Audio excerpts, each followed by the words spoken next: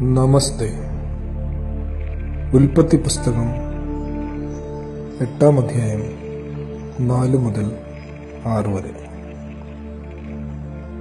7-ാം മാസം 17-ാം തീയതി പെട്ടകം അറാറത്ത് പർവ്വതത്തിൽ ഉറച്ചു.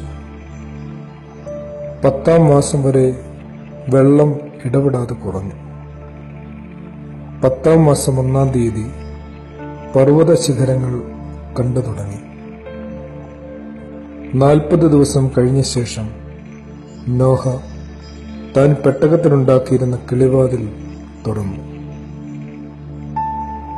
നോമ്പിന്റെ ഈ 40 ദിവസങ്ങൾ ഒരു ഉറച്ച കാത്തിരിപ്പിന്റേതാണ്. തികഞ്ഞ ബോധ്യങ്ങളുടേതും ഉത്തമ നിലപാടുകളുടേതും ആകുന്നു. ഉയരങ്ങളിലേക്ക് കണ്ണും നട്ടുള്ള ഒരു കാത്തിരിപ്പ്. സങ്കീർത്തനം ചൊല്ലും പോലെ, ഞാൻ എൻ്റെ കണ്ണ് പർവ്വതങ്ങളിലേക്ക് ഉയർത്തുന്ന ദിവസങ്ങളാണിത്. എല്ലാ പ്രളയങ്ങൾക്കും കൊടുങ്കാറ്റുകൾക്കുമിടയിൽ 40 ദിവസങ്ങൾ ഉയർന്ന ദർശനത്തോടെ ഉറച്ചു നിൽക്കുക. പരീക്ഷകൾക്കിടയിൽ പ്രത്യാശയുടെ കൊടുമുടികളിൽ നിന്ന് കണ്ണു മാറ്റാതിരിക്കുക. ക്രിസ്തുവിന്റെ മുഖത്ത് നിന്ന് കടലിന്റെ മുഖത്തേക്കുള്ള നോട്ടപ്പിശകാണ് പത്രോസിനെ വീഴ്ത്തുന്നത്. പ്രശ്നത്തിന്റെ മുഖത്ത് നിന്ന് പരിഹാരത്തിന്റെ മുഖത്തേക്ക് നോക്കുക. തീരും സുഹൃത്തെ നമ്മുടെ ആകുലതകളൊക്കെയും. 40 നാളുകൾക്ക് ശേഷം നോമ്പിന്റെ കിളിവാതിൽ തുറക്കുമ്പോൾ 2 സാധ്യതകളുണ്ട്.